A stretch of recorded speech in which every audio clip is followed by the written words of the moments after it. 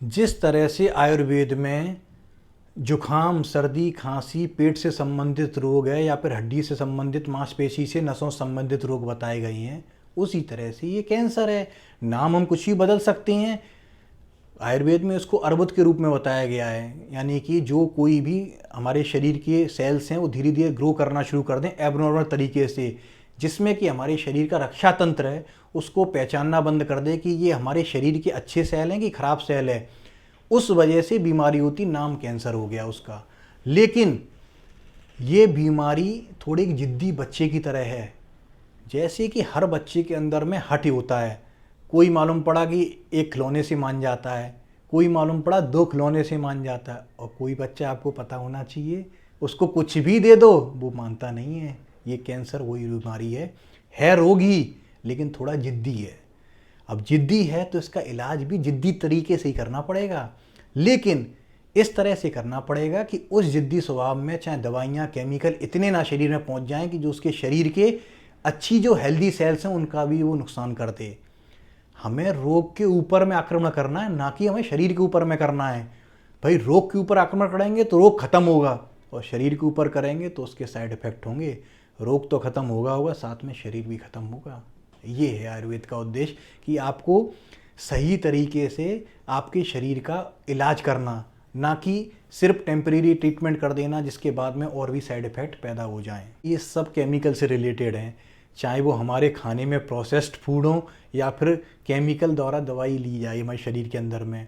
फ़ायदा करती है नो डाउट, लेकिन एक चीज़ है, आप उसको पढ़ के भी देख सकते हैं, जो फ़ायदा कर रही है तेज़ी के साथ में वो साइड इफ़ेक्ट भी लेके आ रही है। क्या हमारा शरीर इस साइड इफ़ेक्ट के लिए या इसके दूरगामी दुष्परिणाम के लिए तैयार है क्या?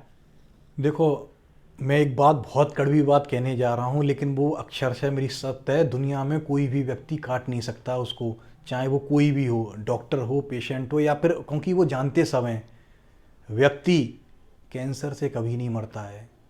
कैंसर के लिए जो इलाज किया जाता है ना, उसी से उस व्यक्ति का जो भी जीवन का नुकसान होता है उसी से होता है। क्योंकि हमारा शरीर परेशान तो पहले से ही है, लेकिन उस परेशानी को हम दवाइयों के द्वारा अगर और ज़्यादा बढ़ा देते हैं, उसका कष्ट में जीवन बढ़ जाता है, तो फिर क्या फ़ायदा हुआ। और इसमें सामाजिक, मानसिक और आर्थिक हानि बहुत बड़ी होती है।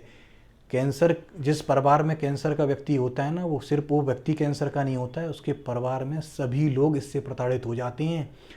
नौकरियां छोड़ के, छुट्टियां लेके अपने प्रोसीजर करा रहे होते हैं वो लोग। पूरा परिवार टेंशन में बना रहता है, एक अनजाना सा भय बना रहता है, आपकी आर्थिक इनसिक्योरिटी को कर देता है। जितनी जीवन की सेविंग्स है उसको सब ये चट कर जाती हैं दवाइयाँ बिल्कुल, और लास्ट में ना पैसा बचता है ना पेशेंट बचता है।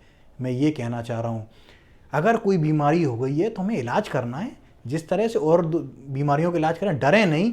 आप सबसे पहले सोचते हैं, क्या कहते हैं, इंटरनेट पे सर्च करें कि देखें कि सबसे बेस्ट हॉस्पिटल कौन सा है, क्या इसका ट्रीटमेंट क्या है। मैं कह रहा हूँ 5 दिन, 10 दिन, 15 दिन रिलैक्स रहिए, कुछ नहीं होने वाला 5-10 दिन में। जब इतनी स्टेज कैंसर की धीरे धीरे बन गई, आपके शरीर को नहीं पता चला, तो 5-10 दिन में ठंडे दिमाग से सोचें हमें करना क्या है, क्या ये इलाज हमारे लिए सूटेबल है, इसके फ़ायदे क्या हैं, साइड इफ़ेक्ट क्या है, इसका एक नोट बनाएं और विचार करिए। जो ट्रीटमेंट आपको पसंद आए वो लीजिए।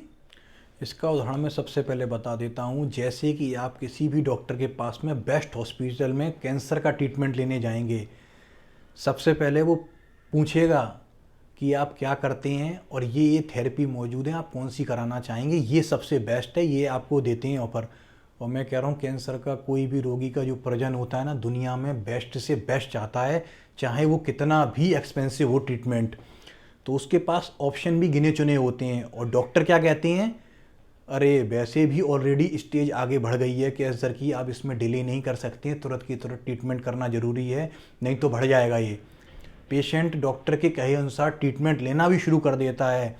जो भी उसको कीमोथेरेपी, रेडियोथेरेपी या जो भी चीज़ बताई है, सर्जरी इंक्लूडिंग, वो करना शुरू कर देता है। कुछ रिपोर्ट्सें नॉर्मल आ जाती हैं, लेकिन 6 महीने बाद वो रिपोर्ट्स फिर गड़बड़ाने लगती हैं।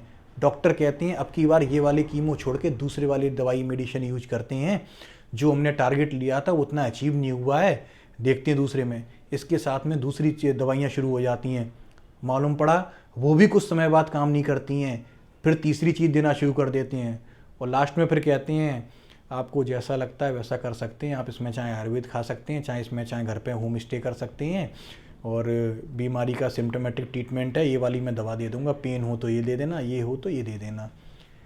क्यों ना उस पेशेंट को उसी समय उसके रास्ते बता देना चाहिए कि आपको ये वाली चीज़ लेंगे तो कम परेशानी होगी, क्योंकि उसको साइड इफ़ेक्ट आने शुरू हो जाते हैं तब तक उन दवाइयों के, जो वो समझ नहीं पाता है। रोगी समझता है कि उसका रोग बढ़ रहा है, उसके वजह से ये कॉम्प्लिकेशन होते चले जा रहे हैं। तो मैं कह रहा हूँ, देखो जीवन मृत्यु ऊपर वाले के हाथ में है, लेकिन फिर भी अगर अच्छी तरह से सही मात्रा में सही दवाई अगर रोगी के शरीर में पहुंच रही है तो उसका जीवन सुख में निकल सकता है बिना किसी आर्थिक नुकसान के। मैं बहुत बड़ी बात कह रहा हूँ, आर्थिक नुकसान आज की डेट में बहुत बड़ा है, क्योंकि खर्चे इतने बढ़ गए हैं और एक बहुत बड़ा हिस्सा अगर आपका बीमारी में चला जाता है तो आप मतलब जीवन भर उभर नहीं पाते हैं। तो ये बहुत इंपॉर्टेंट चीज़ है कि आप इलाज किस तरह का करना चाहते हैं। आयुर्वेद का दुर्भाग्य ये है कि लोगों को लास्ट में समझ में आता है कि चलो अब सब कुछ बंद करने के बाद में हम ये नेचुरल मेडिसिन देते रहें, जिससे इनका काम चलता रहे और इनको कोई परेशानी ना हो। क्यों ना ये काम शुरू में कर दिया जाए।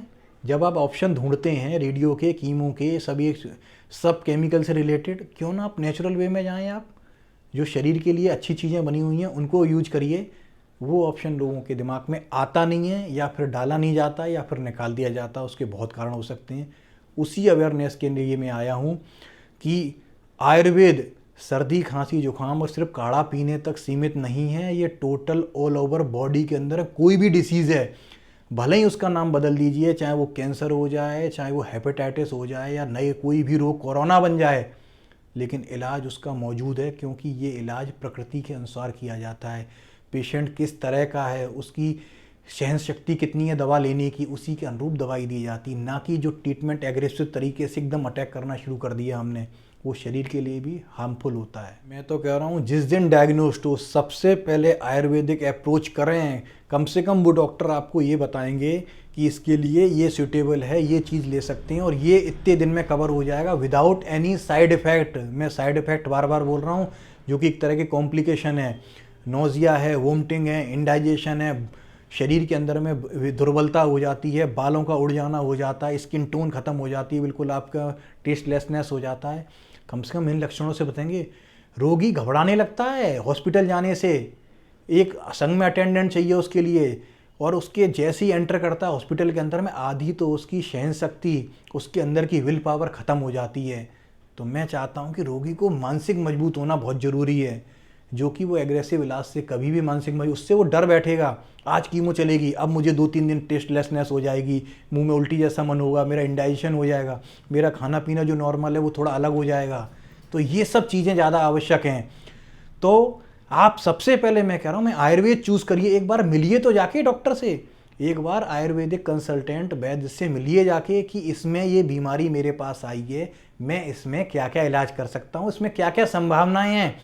देखिए, आयुर्वेद ये भी एक आयुर्वेदिक साइंस है, साइंस कहते हैं इसको, आयुर्वेद विज्ञान है पूरा।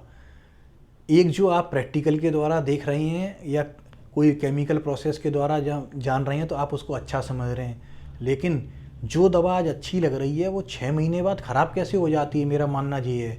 जिन लोगों ने वो दवाइयाँ खाई हैं, क्या उनको उसके साइड इफ़ेक्ट हुए, उनका हर्जाना फिर कौन देगा। तो ये कई बार क्या होता है, और आयुर्वेद में ऐसी कोई भी दवा नहीं है जो आज हमने बनाई और कल वो बंद हो गई, या 6 महीने बाद 8 महीने बाद हो गई।